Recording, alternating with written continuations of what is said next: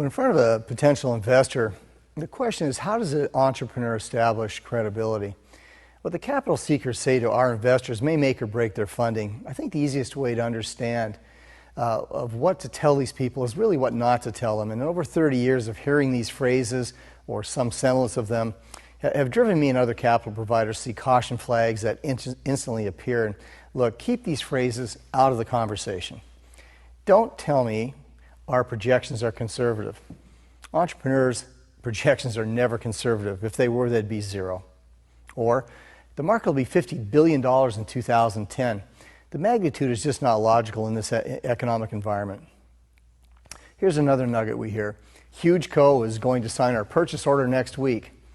This line is trying to show the capital provider that there is some traction beneath their deal. Ultimately, 9 times out of 10, the purchase order won't be signed until the next week or next week after, or maybe the next year after, if ever.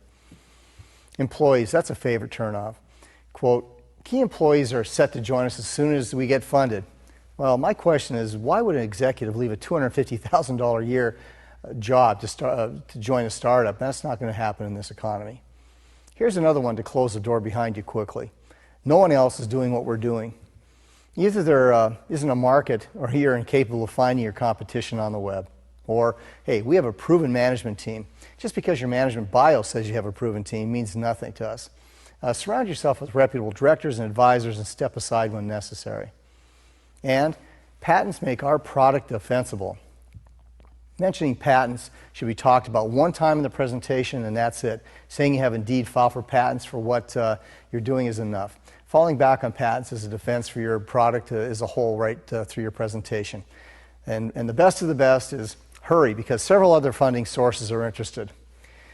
Creating a sense of scarcity is stupid. There are very few people who actually have multiple firms chasing them in this economic climate.